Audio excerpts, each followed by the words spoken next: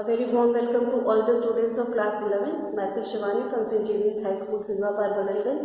Today we are going to start chapter 13, photosynthesis in higher plants, topic C3 cycle or Calvin cycle.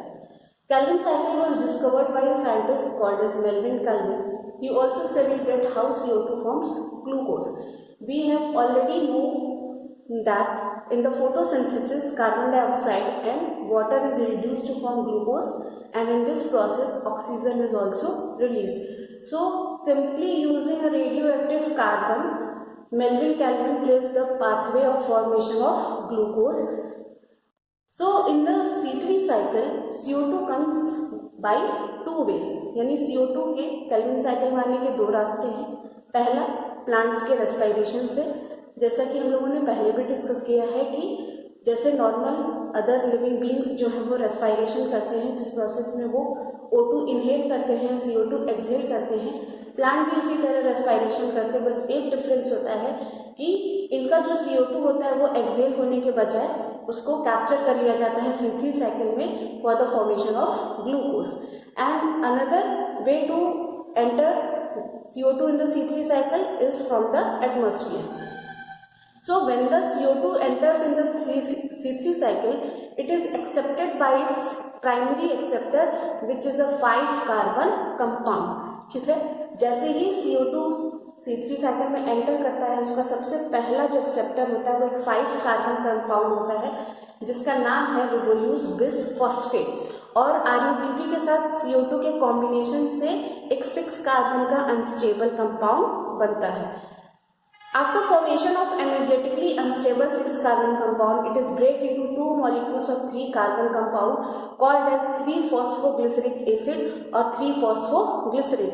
जैसे ही ये 6 carbon का compound बनता है, क्योंकि ये बहुत ज़्यादा ही एनर्जेटिकली अनस्टेबल होता है, ये 6 कार्बन का कंपाउंड 3 कार्बन के 2 मॉलिक्यूल्स के अंदर टूट जाता है, और ये जो 3 कार्बन कंपाउंड होता है उसको हम कहते हैं 3-phosphoglyceric acid या 3-phosphoglyceric.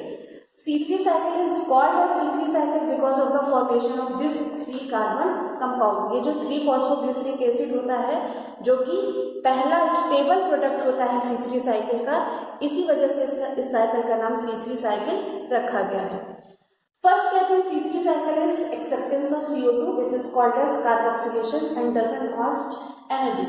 तो जैसे ही CO2 C3 साइकिल में एंटर करता है और RuBP के द्वारा एक्सेप्ट किया जाता है, इस स्टेप को हम कहते हैं कार्बोक्सिलेशन. और in acceptance of CO2 there is no involvement of energy, कोई भी ATP खर्च. also called as reduction, 3-phosphoglyceric acid will be converted into glyceraldehyde 3-phosphate with the help of 2 molecules of ATP and NADPH. तो second step of C3 cycle में क्या होगा, जिसको कि हम रिडक्शन भी कहते हैं. जो ये 2 मॉलिक्यूल्स बने हैं 3 कार्बन के, ये 3-phosphoglyceric एसिड कन्वर्ट होगा ग्लिसरल्डिहाइड 3-phosphate में. सो वी ऑलरेडी कि ये जो फॉस्फोग्लिसरिक एसिड होता है इसके पास कार्बोक्सिलिक ग्रुप होता है, और जब भी एसिड रिड्यूस होता है तो एसिड रिड्यूस होता है एल्डिहाइड में, और जब एल्डिहाइड का रिडक्शन कराया जाता है तो एल्डिहाइड. ठीक है, तो जो COH ग्रुप है यानी कार्बोक्सिलिक ग्रुप जो कि 3-phosphoglyceric एसिड में प्रेजेंट होता है, उसको रिड्यूस करने के लिए 2 NADPH और 2 ATP मॉलिक्यूल्स की जरूरत होती है. ठीक है ना, इसीलिए second step of C3 cycle is called as reduction. ठीक है, अब जैसे ही रिडक्शन हुआ, रिडक्शन होने के बाद जो ग्लिसरिक एसिड है, glyceric acid is converted into glyceraldehyde 3-phosphate. Glyceric acid जो 3-phosphoglyceric एसिड बना था वो 3-phosphoglyceric एसिड किसमें कन्वर्ट हो जाएगा, ग्लिसरल्डिहाइड 3-phosphate में. ठीक है ना, अब ग्लिसरल्डिहाइड 3-phosphate से कई कंपाउंड्स बनेंगे, जैसे कि ग्लूकोज बन सकता है, सुक्रोज बन सकता है, और जैसे ही ग्लूकोज और सुक्रोज बनेगा, बचा हुआ कार्बन है वो वापस से RuBP के पास जाएगा, और RuBP के पास जाके वो क्या करेगा, रीजनरेट हो जाएगा. और ये जो थर्ड स्टेप है, this is called as regeneration and it can't happen without ATP. यानी कि जो रिमेनिंग कार्बन है जब वो RUBP फॉर्म करेंगे तो हर RUBP बनने के लिए एक ATP जो है वो खर्च होगा, ठीक है ना। Now we will discuss the cycle and then after that we will discuss the further topics. So this is the C3 cycle. You can see from the atmosphere CO2 is entering into the C3 cycle, and after that, after combining with RUBP, which is a 5-carbon compound, it is forming a 6-carbon compound which is very unstable. Then this 6-carbon compound is break down, and this 3-carbon stable compound is 3-phosphoglyceric acid or 3-phosphoglycerate. This is the first step in C3 cycle in which CO2 is accepted, also called as carboxylation, and it does not cause any energy as I previously told. Okay. So phosphoglycerate means it will contain carboxylic group. So ये जो carboxylic group होगा इसको NADPH जो है वो reduce करेगा, ठीक है। तो अभी इससे पहले भी बताया कि जब एसिड रिड्यूस होता है तो वो एल्डिहाइड में कन्वर्ट होता है, और ठीक है अब जैसे ही COH ग्रुप रिड्यूस होगा ये रिडक्शन करवाएगा 2 NADPH का मॉलिक्यूल, ठीक है ना, और इसमें 2 ATP मॉलिक्यूल भी खर्च होंगे। इसीलिए जो second step of C3 cycle है उसको हम कहते हैं रिडक्शन। रिडक्शन के बाद जो ग्लिसरिक एसिड है, glyceric acid will be converted into glyceraldehyde 3 phosphate, ठीक है।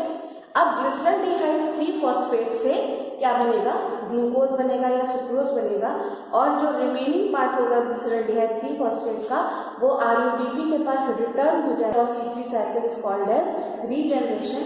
और रीजनरेशन और रिडक्शन जो स्टेप है यानी कि step 2 and step 3 in the C3 cycle can't happen without spending energy. जो C3 साइकिल का जो फर्स्ट स्टेप है that is carboxylation in which no ATP is used, while 2 ATP in the second step that is reduction and 1 ATP in the third step that is regeneration. It will be used. Okay. So you can see कि 6 carbon compound बनने के बाद 3 carbon के 2 stable compound में टूटता है, फिर ये रिडक्शन होता है, से ग्लिसरॉल्डिहाइड 3 फॉस्फेट बना और ग्लिसरॉल्डिहाइड 3 फॉस्फेट से रीजनरेशन होकर फिर से क्या बन जाएगा RUBP, और इस तरह से ये साइकिल जो है वो कंटिन्यूअसली चलती रहेगी। अब यहाँ पे जो हम साइकिल देख रहे हैं this cycle is of 1 CO2, यानी कि ये क्वेश्चन दिमाग में आ सकता है कि जो ग्लिसरॉल्डिहाइड 3 फॉस्फेट है वो 3 कार्बन का कंपाउंड है and glucose is a 6 carbon compound. तो एक 3 कार्बन कंपाउंड 6 कार्बन कंपाउंड कैसे फॉर्म कर सकता है? तो ये साइकिल जो हम चला रहे हैं ये C3 साइकिल ग्लूकोज बनाने के लिए ऐसी ये साइकिल कम से कम 6 बार चलेगी, कम से कम नहीं लेकिन चलेगी 6 ही बार, यानी एक ग्लूकोज मॉलिक्यूल बनाने के लिए 6 टाइम्स C3 साइकिल जो है वो रन करेगी, ठीक है। अब हम लोग इसमें देख लेते हैं कि कैसे कैसे जब 1 कार्बन था तो कैसे बन रहा था 1 CO2 से कैसे होगा, और जब 6 टाइम्स ये साइकिल चलेगा तो उसके बाद क्या कंडीशंस आएंगी। Students, in the first step that is carboxylation, there is an involvement of enzyme also which is called as Rubisco. Its full form is RUBP, means ribulose bisphosphate carboxylase oxygenase. This is the most abundant enzyme in the world and this Rubisco helps in the binding of RUBP with CO2. यानी कि ये जो Rubisco enzyme है यही help करता है CO2 को RUBP से बाइंड करने में। So students, after studying C3 cycle, there will be a question in your mind that glyceraldehyde 3-phosphate is a 3-carbon compound and how it can form a 6-carbon compound like glucose and how remaining part can form RUBP। यानी कि अभी जो एक CO2 के carbon को use करके देखी थी तो एक CO2 का कार्बन जब 5 कार्बन RUBP के साथ मिलता है तो वो 6 कार्बन का हिस्सा है जो कि 3 कार्बन के 2 मॉलिक्यूल ऑफ स्टेबल कंपाउंड में टूट जाता है। अब ये रिड्यूस होता है, रिड्यूस होने के बाद भी 3 कार्बन के 2 मॉलिक्यूल्स ही बनते हैं। तो जब 3 कार्बन के 2 मॉलिक्यूल बने और एक ही कार्बन ग्लूकोज फॉर्मेशन में यूज हो रहा है, बाकी 5 कार्बन IUPAC के पास वापस कैसे जा सकते हैं रीजनरेट होने के लिए। तो ये जो C3 साइकिल एक्चुअल में हम पढ़ते हैं, इसको हमें 6 टाइम्स करना पड़ता है, यानी कि जो एक्सप्लेनेशन हुआ वो 1 कार्बन के हिसाब से था, लेकिन हमें उस साइकिल को 6 टाइम्स रन कराना है, और जब 6 टाइम्स रन कराएंगे तब जाके एक ग्लूकोज का मॉलिक्यूल जो है वो बनेगा। ठीक है ना। जैसे आप देख रहे हैं कि फर्स्ट डायग्राम में जो मैंने बनाया है उसमें 1 कार्बन और CO2 को यूज करके बनाया गया है, और इसी साइकिल को जब आप 6 टाइम्स रन कराएंगे तो 5 कार्बन IUPAC के हो जाएंगे। ठीक है, और 6 कार्बन आएंगे किसके, CO2 पे।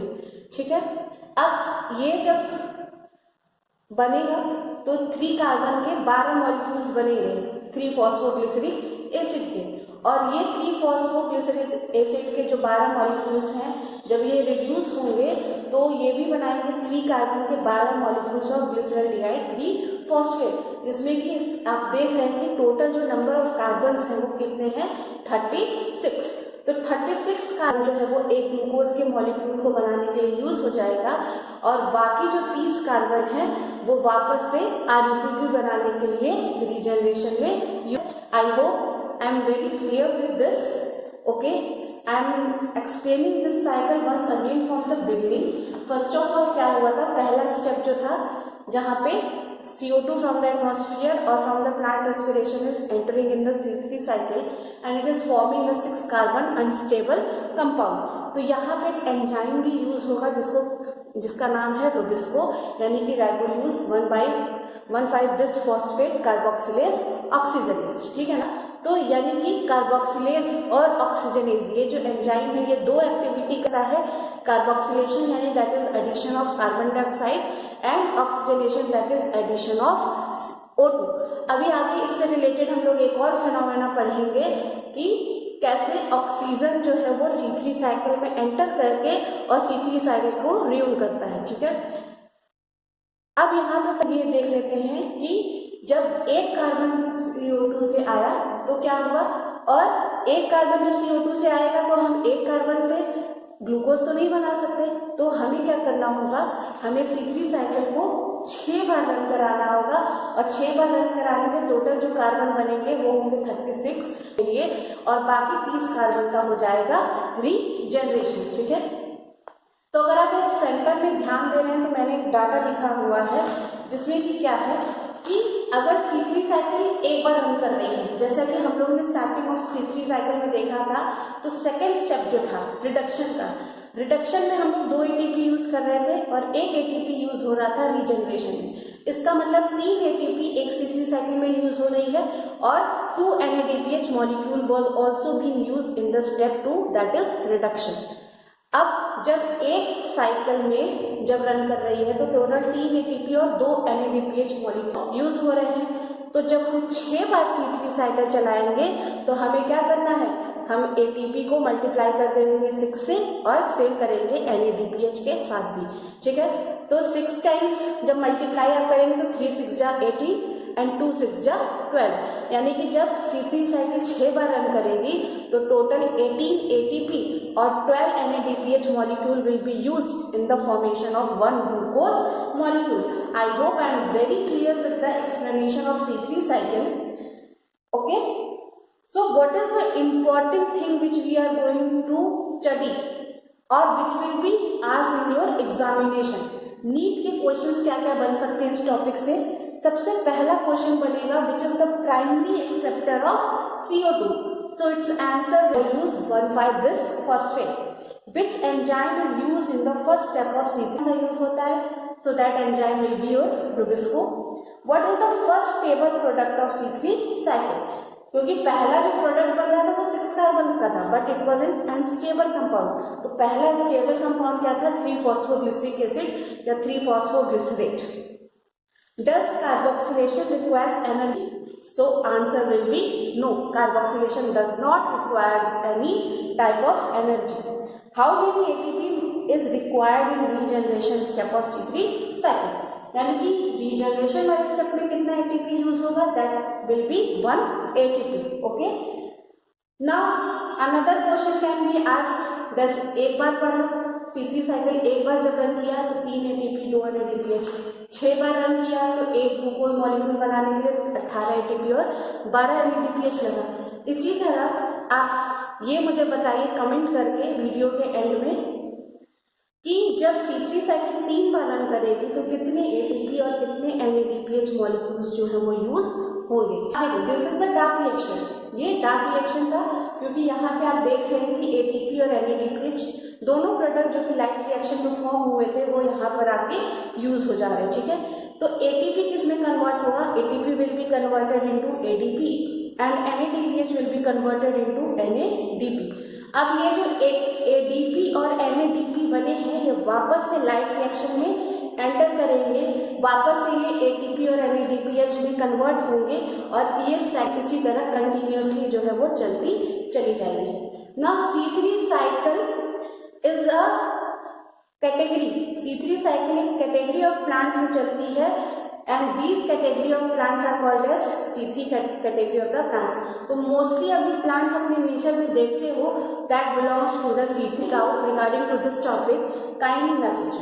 Thanks for watching the video, stay home, stay safe।